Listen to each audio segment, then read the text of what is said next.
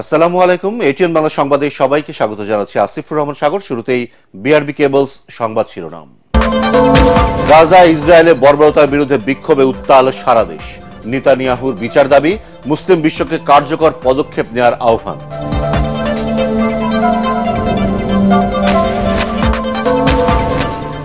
আগের নামে ফিরছে বর্ষবরণ আনন্দ শোভাযাত্রা, বৈশাখ উদযাপনে আসছে বৈচিত্র্যতা।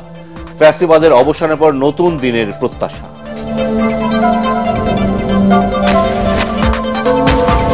অন্তর্বর্তী সরকারের দীর্ঘদিন ক্ষমতায় থাকার অধিকার নেই বলছে বিএনপি। দ্রুত নির্বাচন দিয়ে মানুষের গণতান্ত্রিক অধিকার ফিরিয়ে দেবার আহ্বান।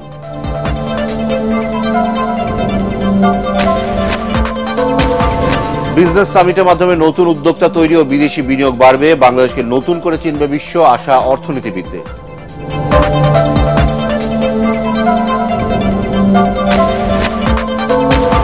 এবং পহেলা বৈশাখের আগে ইলিশের দাম ধরাছোঁয়ার বাইরে। আকার ভেদে প্রতি কেজি বিক্রি হচ্ছে 1800 থেকে 2200 টাকা। হতাশ ক্রেতারা।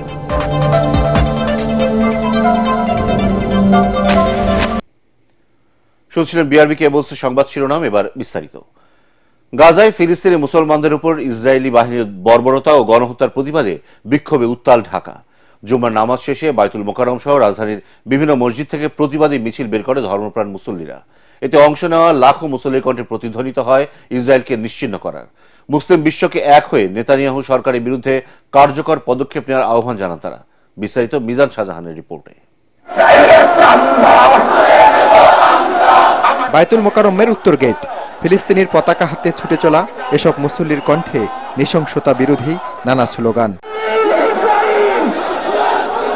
দুপুর 12:30 থেকে নানা বয়সী মুসল্লিরা জড়ো হতে থাকেন বাইতুল মোকাররমের আশপাশের এলাকায়।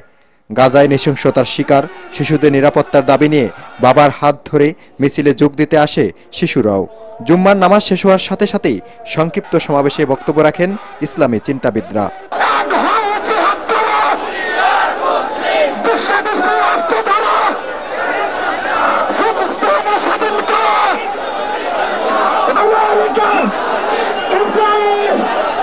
পরে সর্বস্তরের মুসল্লিদের অংশগ্রহণে শুরু হয় বিক্ষোভ মিছিল। বিভিন্ন ব্যানারে এতে অংশ নেয় লাখো মুসল্লি। এ সময় তারা বলেন, মুসলিম বিশ্ব ঐক্যবদ্ধ হলে ইসরায়েল পিছু হটতে বাধ্য হবে। কিন্তু আরব বিশ্বের নীরবতায় একের পর এক হামলা চালাচ্ছে ইসরায়েলি দখলদার বাহিনী। আমরা জনগণরা আন্দোলনই করতে পারবো, হয়তো নিজের সর্বোচ্চটা দিতে পারবো, কিন্তু যারা এটার জন্য যেটা বন্ধ করার জন্য যারা উপযুক্ত তারাই আসলে কাজ করতেছে না।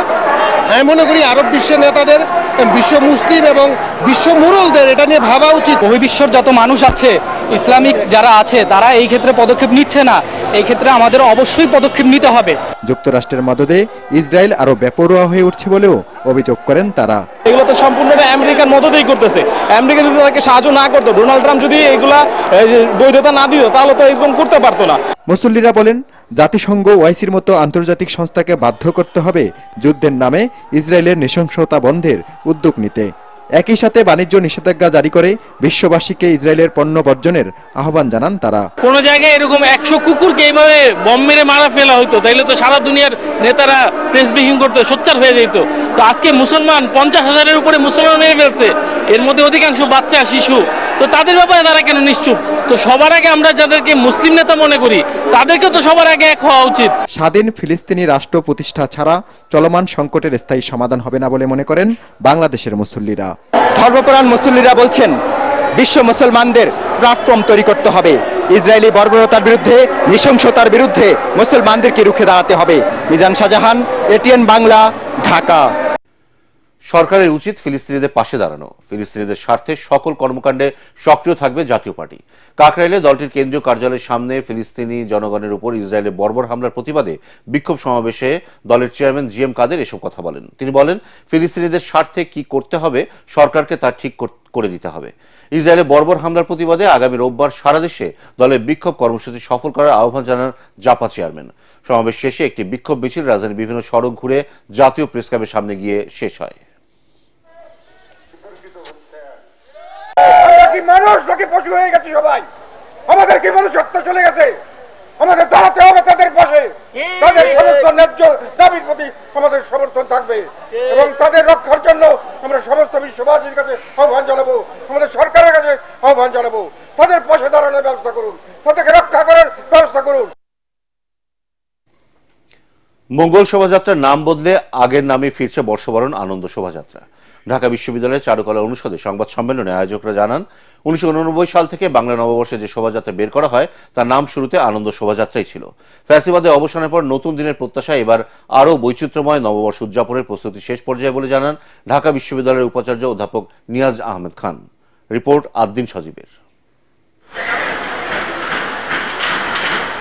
বাংলাদেশের নতুন রূপে নতুন বেশে আসছে পয়লা বৈশাখ তার জানান আগে থেকেই ছিল।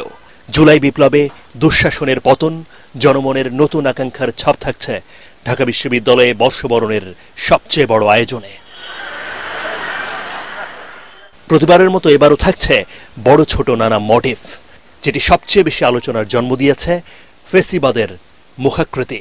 সংখ্যায় সেটি ৮০টি, সঙ্গে জাতীয় প্রতীকও থাকছে সুলতানি ও মুঘল আমলের মুখসহ বাঙালি ঐতিহ্যের নানা শিল্পকর্ম। একটি নিবর্তনমূলক ব্যবস্থা, একটি প্রতীকী মুখাভারত। এর ভেতর যদি আপনি কোনো একজন নির্দিষ্ট ব্যক্তিকে দেখতে চান, সেটা আপনার স্বাধীনতার শৈল্পিক প্রকাশ। যদি আপনি মনে করেন যেটি একটি সার্বিক প্রতীক আকার আমি দেখব, সেটি আপনার প্রতীক। কেবল বৈচিত্র্যময় নয়, এবার নামও বদলেছে মঙ্গল শোভাযাত্রার, হয়েছে বর্ষবরণ আনন্দ শোভাযাত্রা। মঙ্গলের চেয়ে আনন্দ শব্দটিতে দেশের সব মানুষকে এক কাতারে আনা যায় বলেও মনে করছেন আয়োজকরা।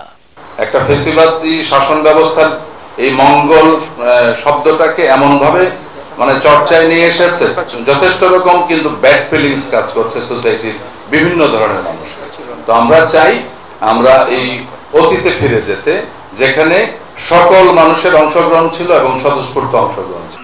ঢাকা বিশ্ববিদ্যালয়ের উপাচার্য অধ্যাপক নিয়াজ আহমেদ খান বলেন, বৈচিত্র্যময় এই আয়োজন এবার আরো বড় পরিসরে হচ্ছে সবচেয়ে বেশি দৃষ্টিনন্দনও। দেশের 28টি জনগোষ্ঠী সহ নানা শ্রেণী পেশার মানুষ অংশ নিচ্ছে বর্ষবরণের এই আয়োজনে। ভিজিবিলিটির ব্যাপারটা এবার সবচেয়ে দৃষ্টিনন্দন করার চেষ্টা করা হচ্ছে। ডাইভার্সিটি শুনেছেন যে সমতল এবং পাহাড়ি জনগোষ্ঠী মিলিয়ে বাঙালি জনগোষ্ঠীটা আসেনি, বিভিন্ন শ্রেণী পেশা মিলিয়ে আমরা একটি ব্যাপক আয়োজন করছি। পয়লা বৈশাখে সকাল 8টা থেকে রেলের প্রস্তুতি শুরু, 9টায় হবে বর্ষবরণের এই আনন্দ শোভাযাত্রা। আয়োজক এবং সংস্কৃতি প্রেমী দর্শনার্থী অনেকেই মনে করছেন মঙ্গল শব্দটা কোনো একটা পক্ষের হয়ে গেলেও এবারে আনন্দ শব্দটা হবে সবারই, অর্থাৎ সংস্কৃতি প্রেমী দেশের সব মানুষ আসবেন, যোগ দিবেন এবং এই আনন্দ শোভাযাত্রাকে আপন করে নেবেন। আদ্দিন সজীব, এটিএন বাংলা, চারুকলা অনুষদ, ঢাকা বিশ্ববিদ্যালয়। রাজনৈতিক উদ্দেশ্যে ঢালাওভাবে কাউকে গ্রেফতার করছে না পুলিশ, এমন দাবি করে ডিএমপির মিডিয়া বিভাগের উপকমিশনার মোহাম্মদ তালিবুর রহমান বলেন, অপরাধের সংশ্লিষ্টতা সুনির্দিষ্ট তথ্য পাওয়ার পাশাপাশি আদালত পরোয়ানা জারি করলে আসামি গ্রেফতার করে পুলিশ। কোনো নাগরিক থানায় গিয়ে সেবা বঞ্চিত হলে সহকারী কমিশনার অথবা উপকমিশনারের কার্যালয়ে অভিযোগ করার পরামর্শ দেন ডিএমপির এই মুখপাত্র। মিজান শাহজাহানের আরেকটি রিপোর্ট।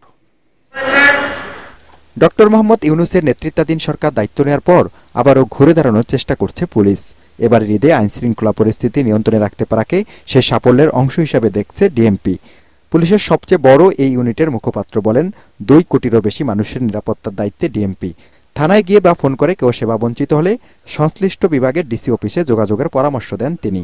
পুলিশের সেবার মূল কেন্দ্রটা থানায় সেবা নেওয়ার ক্ষেত্রে প্রথমত যে সরাসরি গিয়ে সেবা নেওয়ার সুযোগ রয়েছে, তার বাইরে 999-এর মাধ্যমে অথবা থানায় যদি ফোন করা হয় সেক্ষেত্রে পুলিশ অবশ্যই দ্রুততম সময়ের ভিতরে সাড়া দিবে। এর বাইরে যদি থানায় গিয়ে কেউ প্রতিকার না পায় সেক্ষেত্রে সংশ্লিষ্ট জোনাল অফিসগুলো রয়েছে, সংশ্লিষ্ট ডিসি অফিসগুলো রয়েছে, সেখানে তারা তাদের বিষয়টা অভিযোগ আকারে জানাতে পারেন, তাহলে প্রয়োজনীয় ব্যবস্থা গ্রহণ করা হবে। এবার ঈদে 9 দিনের ছুটিতে 999-এ কল আসে 2,40,693টি। এর 56% কলে তথ্যই ভুয়া ছিল বলে জানান তিনি। আমরা সবার কাছে অনুরোধ করব, আপনারা কোন রকম বিভ্রান্তিকর অথবা ভুল তথ্য প্রদান করা থেকে বিরত থাকবেন। সম্প্রতি পুলিশের গ্রেপ্তারি তৎপরতা নিয়ে সমালোচনা জবাবও দেন ডিএমপির এই মুখপাত্র। রাজনৈতিক গ্রেপ্তার বলতে কোনো কিছু নেই। যাদের বিরুদ্ধে সুনির্দিষ্ট অভিযোগ রয়েছে, যারা দেশকে অস্থিতিশীল করার পায়তারা করছেন, তাদের বিরুদ্ধে আমরা আইনানুগ ব্যবস্থা গ্রহণ করছি। কোর্ট থেকে প্রাপ্ত ওয়ারেন্টি মূল্যে আমরা গ্রেপ্তার করে থাকি। এর বাইরে অনেক সময় আমরা প্রতিরোধমূলক কিছু কার্যক্রমের অংশ হিসাবে গ্রেপ্তার করি। ঢাকা মহানগরের যানজটের অন্যতম কারণ মূল সড়কে রিকশা ও ব্যাটারি চালিত অটোরিকশার দৌরাত্ম্য। পরিস্থিতি নিয়ন্ত্রণে পুলিশ বিশেষ ব্যবস্থা নিলেও বিকল্প পথে মূল সড়কে রিকশা উঠছে। এ অবস্থায় সবাইকে নিজ নিজ অবস্থান থেকে দায়িত্বশীল আচরণ করার পরামর্শ পুলিশের। মিজান শাহজাহান, এটিএন বাংলা, ঢাকা। অন্তর্বর্তী সরকারের দীর্ঘ সময় ক্ষমতায় থাকার অধিকার নেই মন্তব্য করে বিএনপির স্থায়ী কমিটির সদস্য সেলিমা রহমান নির্বাচন দিয়ে মানুষের গণতান্ত্রিক অধিকার ফিরিয়ে দেওয়ার আহ্বান জানিয়েছেন। বাংলাদেশ ডিপ্লোমা মেডিকেল অ্যাসোসিয়েশনের বিশেষ কাউন্সিল অধিবেশনে তিনি একথা বলেন। এ সময় সেলিমা রহমান বলেন, দেশের বিশৃঙ্খলা দূর করতে অন্তর্বর্তী সরকারকে ডিসেম্বরের মধ্যে নির্বাচনের প্রতিশ্রুতি বাস্তবায়ন করতে হবে। ভারত বাংলাদেশের উপর যে আধিপত্য বিস্তারের চেষ্টা করছে তা মোকাবেলায় নির্বাচিত সরকারের বিকল্প নেই বলে মনে করেন তিনি। ভারতের আধিপত্যবাদের সমুচিত জবাব দিতে অন্তর্বর্তী সরকারের প্রতি আহ্বান জানান বিএনপি নেতারা। স্বরাষ্ট্র উপদেষ্টা আজকে বলেছেন এই সরকারকে 5 বছর ক্ষমতায় তারা রাখতে চায়, দেশ নাকি রাখতে চায়। দেশ কি রাখতে চায় আমরা জানি, 5 বছর থাকার মতো এই সরকারের কোনো অধিকার নাই। বর্তমান সরকার ডক্টর ইউনূস তার যে কাজ আছে সেগুলো সুন্দরভাবে কাজ করছেন। আমরা আশা করব তিনি যে কথা বলেছেন ডিসেম্বরের মধ্যে তিনি নির্বাচন দেবেন, সেই কথায় তিনি থাকবেন। জনগণ ভোটের মাধ্যমে একটি জবাবদিহিমূলক সরকার প্রতিষ্ঠা করতে চায় বলে মন্তব্য করেছেন বিএনপির কেন্দ্রীয় নির্বাহী কমিটির সহসভাপতি ডক্টর আসাদুজ্জামান রিপন। মুন্সিগঞ্জের লৌহজং সরকারি কলেজ মাঠে জনসমাবেশে তিনি একথা বলেন। এ সময় রিপন আরো বলেন, কয়েকজন উপদেষ্টার মধ্যে এখন 5 বছর ক্ষমতায় থাকার খায়েশ জন্ম নিয়েছে। তারা বলেন জনগণ নাকি তাদের 5 বছর ক্ষমতায় দেখতে চায়। এসব মিথ্যা দাবি করে বিএনপির নেতা বলেন, মানুষ ভোট দিতে চায় বলেই 24-এ গণঅভ্যুত্থান হয়েছে। কিছু কিছু উপদেষ্টার বক্তব্যের মধ্যে এখন 5 বছর ক্ষমতায় থাকার একটা খায়েশ জন্ম হয়েছে। 5 বছর ক্ষমতায় থাকতে চায়, জনগণ নাকি তাদেরকে 5 বছর ক্ষমতায় দেখতে চায়। মিথ্যা কথা। জনগণ একটি জবাবদিহিমূলক সরকার চায়, জনগণ ভোট দিতে চায়, ভোটের মাধ্যমে জনগণ সরকার প্রতিষ্ঠা করতে চায়। শেষ হওয়া বিজনেস সামিটের মাধ্যমে দেশের নতুন উদ্যোক্তা তৈরি ও বৈদেশিক বিনিয়োগ বাড়বে বলে আশা করছেন ব্যবসায়ী এবং অর্থনীতিবিদরা। এছাড়া সম্মেলনের মাধ্যমে বিশ্ব দরবারে বাংলাদেশকে নতুন করে তুলে ধরা গেছে বলে মনে করেন তারা। জ্বালানি সংকট সহ ব্যবসা বান্ধব পরিবেশ সৃষ্টি হবে বলেও আশা তাদের। বিনিয়োগ সম্মেলনের প্রাপ্তি ও প্রত্যাশা নিয়ে তরিক ইসলামের রিপোর্ট। প্রায় 50টি দেশের ব্যবসায়ী প্রতিনিধিদের অংশগ্রহণে শেষ হয়েছে 4 দিনব্যাপী বিনিয়োগ সম্মেলন 2025, যেখানে দেশে কৃষি, পোশাক, স্বাস্থ্য, ই-কমার্স ও প্রযুক্তি খাতে বিনিয়োগে আগ্রহ প্রকাশ করেছে সম্মেলনে অংশ নেওয়া প্রতিনিধিরা। নতুন উদ্যোক্তা তৈরি ও বৈদেশিক বিনিয়োগ বাড়াতে বিনিয়োগ সম্মেলন ইতিবাচক ভূমিকা রাখবে বলে জানান অর্থনীতি বিশ্লেষকরা। বাংলাদেশে এই মুহূর্তে দেশি বিদেশি বিনিয়োগের খরা চলছে। এই অবস্থায় যে সম্মেলনটি অনুষ্ঠিত হয়ে গেল সেটি বাংলাদেশের অর্থনীতির জন্য অত্যন্ত গুরুত্বপূর্ণ। এখানে 50টিরও বেশি দেশ থেকে প্রতিনিধিরা অংশগ্রহণ করেছেন, কিন্তু একটা গেটওয়ে কিন্তু ওপেন হয়ে গেল বাংলাদেশের জন্য, যে বিদেশি গুরুত্বপূর্ণ বিনিয়োগকারীরা বাংলাদেশে এসে সরাসরি প্রধান উপদেষ্টার সঙ্গে কথা বলার সুযোগ পাবেন এবং তাদের সমস্যাগুলো সমাধান করা হবে, এবং এতে করে অন্যান্য বিদেশি বিনিয়োগকারীরাও কিন্তু এখানে আগ্রহী হবেন। পাশাপাশি বড় বড় যে সমস্ত মাল্টিন্যাশনাল কর্পোরেশন তারা কিন্তু এই সম্মেলন অনুষ্ঠানে সহযোগিতা করছে। সব মিলিয়ে আমার কাছে মনে হচ্ছে যে এটা অত্যন্ত ইতিবাচক একটা উদ্যোগ, এবং এর পরবর্তী সময় দেখা যাবে যে বিদেশ থেকে অনেক বিনিয়োগ আসছে, দেশি বিনিয়োগকারীরা উজ্জীবিত হচ্ছেন। শুধু সম্মেলন নয়, বৈদেশিক বিনিয়োগ বাড়াতে দেশে বিনিয়োগ বান্ধব পরিবেশ তৈরির আহ্বান জানান ব্যবসায়ী প্রতিনিধিরা।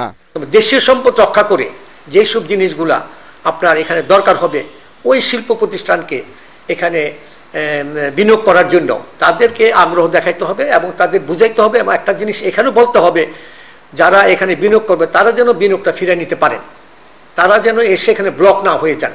এই জন্য আমাদেরকে এই জিনিসটার উপরে নিজেদেরকে গবেষণা করতে হবে যে কোন কোন আইটেমের উপরে, কি কি আইটেমের উপরে, কোথায় কোথায় এলাকা ভিত্তিক দিতে হবে। দিয়ে যদি এটা করে আমার মনে হয় এটা বাংলাদেশের জন্য একটা সুনাম বয়ে আনবে। এবারই প্রথম বিনিয়োগ সম্মেলনের মাধ্যমে দেশি বিদেশি বিনিয়োগকারী ও রাজনৈতিক প্রতিনিধিদের সাথে বৈঠক হয়, যা বাংলাদেশের ব্যবসার সম্প্রসারণে ইতিবাচক ভূমি রাখবে বলে আশা ব্যবসায়ী ও অর্থনীতিবিদদের। তরিক ইসলাম, এটিএন বাংলা, ঢাকা। পহেলা বৈশাখ ঘিরে বাজারে ইলিশ কিনতে এসে হতাশ ক্রেতারা। আকার ভেদে প্রতি কেজি ইলিশ বিক্রি হচ্ছে 1800 থেকে 2200 টাকায়। যদিও ক্রেতারা বলছেন গত বছরের চেয়ে এবার স্বাভাবিক ইলিশের বাজার, তবে দাম কমার স্বার্থে বৈশাখকে কেন্দ্র করে জাতীয় মাছ বিক্রি বন্ধ করার দাবি জানান কেউ কেউ। এদিকে বাজারে এখনো স্থিতিশীল হয়নি চালের দাম, কিছুটা বেড়েছে সবজির দামও। রিপোর্ট মাজহারুল হক মুহাজিরের। দরজায় করোনার চেয়ে পহেলা বৈশাখ, বাংলা নতুন বছর বরণকে ঘিরে ইলিশের দাপট দেখা যায় প্রতি বছরই, এবারও তার ব্যতিক্রম নয়। পেশায় ব্যাংকার রাকিবুজ্জামান রাকিব রাজধানীর মোহাম্মদপুর টাউন হল কাঁচা বাজারে আসেন ইলিশ কিনতে। দাম নিয়ে তার দুঃখ থাকলেও স্মরণ করিয়ে দেন গত বছরের ইলিশের দামও।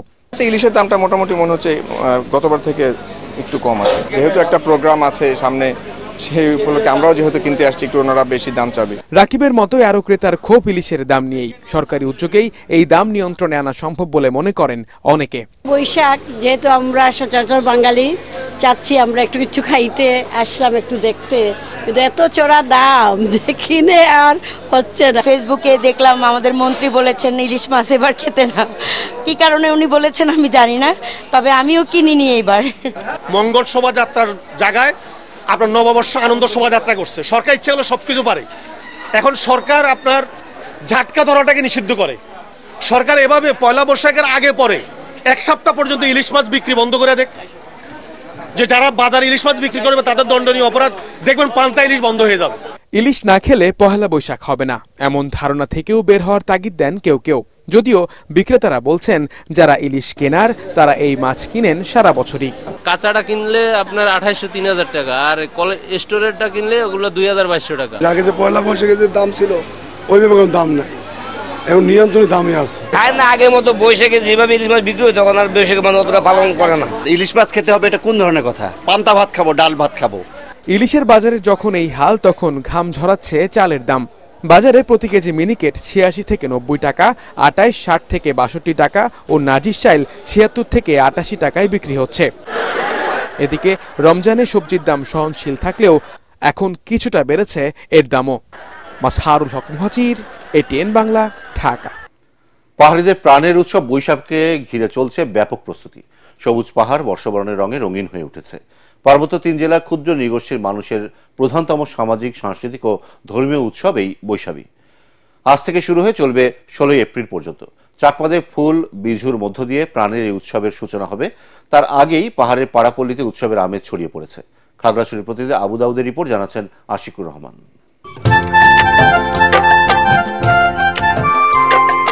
প্রতি বছরের মতো এবারও 3 পার্বত্য জেলায় ছড়িয়ে পড়েছে পাহাড়িদের বর্ষবরণের প্রাণের উৎসব বৈশাখীর আমেজ। চৈত্র সংক্রান্তির শেষ 2 দিন ও বাংলা বর্ষের প্রথম দিন, এই 3 দিনে চাকমা সম্প্রদায় বিজু উৎসব পালন করে। একই সময় হয় ত্রিপুরাদের বৈশ উৎসব। এছাড়া চৈত্র সংক্রান্তির দিন থেকে শুরু হয় মারমাদের সাংরাই উৎসব। শনিবার ফুল বিজুতে চাকমাদের নদীতে ফুল ভাসানো, সাংরায়ে মারমাদের পানি উৎসব এবং ত্রিপুরাদের বৈশুতে গড় আ নৃত্যের মাধ্যমে শুরু হবে বৈশাখী। এখানে হচ্ছে আমরা আত্মীয় স্বজন মিলিত হয়ে, বন্ধু বান্ধব মিলিত হয়ে আমরা বিজুতে সবাই উৎসবে মেতে উঠি। প্রত্যেকটি গ্রামে বিজু অনুষ্ঠান চলতেছে, খেলা চলতেছে। আবার আমাদের খাগড়াছড়ির অনেক জায়গায় বিজু মেলাও পড়েছে।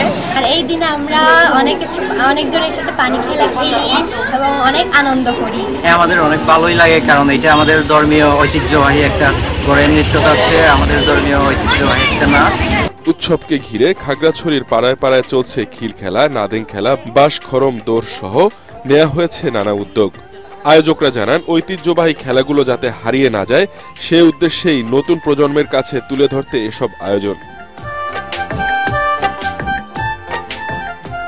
এটা হচ্ছে আমাদের সংগ্রাম উপলক্ষে পানি খেলার জন্য এটা হচ্ছে সাজানো হচ্ছে সুন্দর করে। প্রতি বছরের না জাঁকজমকপূর্ণ যেভাবে হয় সেভাবে করার আমরা প্রস্তুতি নিচ্ছি। আপনারা ইতিমধ্যে দেখতে পাচ্ছেন আমাদের মঞ্চ অলরেডি কাজ শুরু চলতেছে। বৈশাখীকে শান্তিপূর্ণ করতে নিরাপত্তা ব্যবস্থা জোরদার করেছে আইন শৃঙ্খলা বাহিনী। এই উৎসব উপলক্ষে সারা বাংলাদেশ থেকে বিভিন্ন ধরনের পর্যটক আসবে, ইভেন বিদেশি পর্যটক আসবে এই উৎসব দেখার জন্য। তো সেক্ষেত্রে আমরা টুরিস্টদের নিরাপত্তা বিষয়টি মাথা রাখছি, পাশাপাশি এই অনুষ্ঠানে যেখানে যেখানে হয় আমরা সর্বোচ্চ নিরাপত্তা নিশ্চিত করব।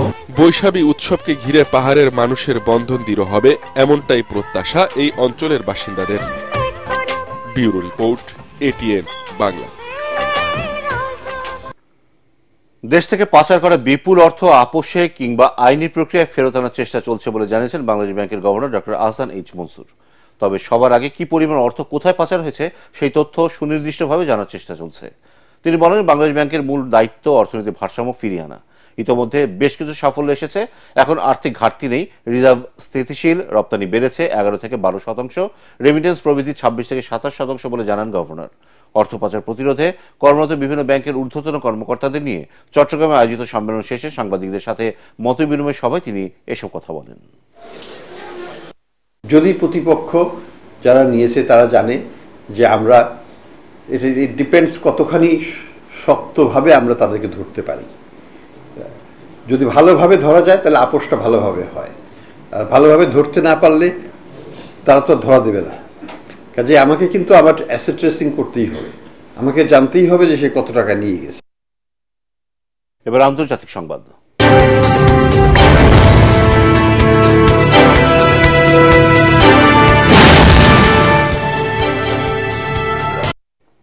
বহির্বিশ্বের যে কোনো হুমকির জবাবে জাতিসংঘের পারমাণবিক পর্যবেক্ষক সংস্থার পরিদর্শকদের বহিষ্কার করার ঘোষণা দিয়েছে ইরান।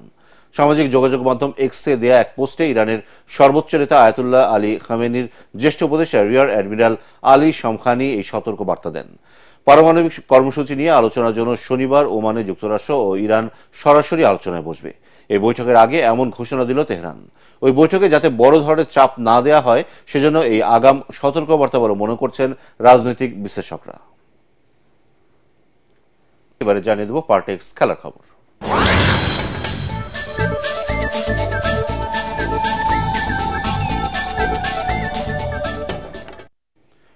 সিঙ্গাপুরের বিপক্ষে ম্যাচ দিয়ে এবছরই জাতীয় স্টেডিয়ামে গড়াচ্ছে দেশের ফুটবল। বাংলাদেশ ক্রীড়া লেখক সমিতির অনুষ্ঠানে উপস্থিত হয়ে এমনটা বললেন যুব ও ক্রীড়া উপদেষ্টা আসিফ মাহমুদ সজীব ভুঁইয়া। 10 জুন বাংলাদেশের মুখোমুখি হবে দুদল। অনুষ্ঠানে বর্ষসেরা ক্রীড়াবিদের স্বীকৃতি পেয়েছেন ক্রিকেটার মেহেদী হাসান মিরাজ। দর্শকদের ভোটে পছন্দের খেলোয়াড় হিসেবে পুরস্কার পান নারী ফুটবলার ঋতুপর্ণা চাকমা।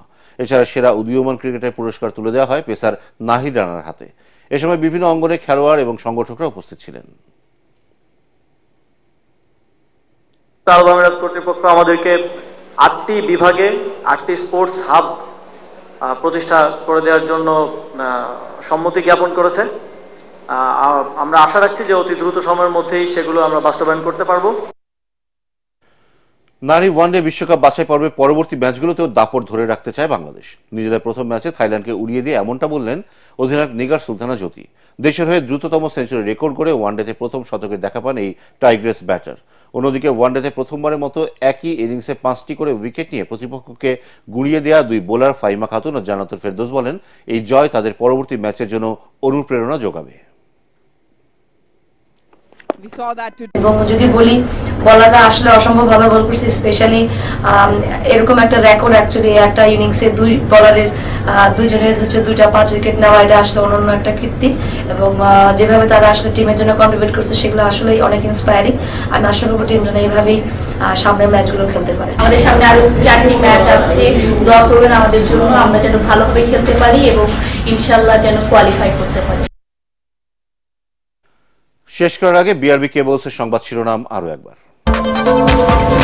গাজায় ইসরায়েলের বর্বরতার বিরুদ্ধে বিক্ষোভে উত্তাল সারা দেশ, নেতানিয়াহুর বিচার দাবি। মুসলিম বিশ্বকে কার্যকর পদক্ষেপ নেওয়ার আহ্বান।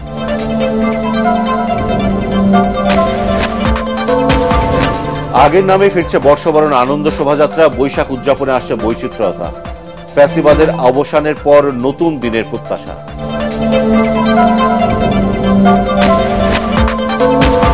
অন্তর্বর্তী সরকারের দীর্ঘদিন ক্ষমতায় থাকার অধিকার নেই বলছে বিএনপি, দ্রুত নির্বাচন দিয়ে মানুষের গণতান্ত্রিক অধিকার ফিরিয়ে দেবার আহ্বান।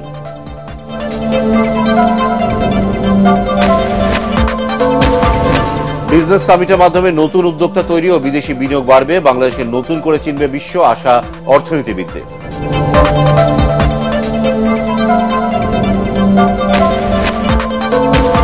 এবং পহেলা বৈশাখের আগে ইলিশের দাম ধরাছোঁয়ার বাইরে, আকার ভেদে প্রতি কেজি বিক্রি হচ্ছে 1800 থেকে 2200 টাকা, হতাশ ক্রেতারা।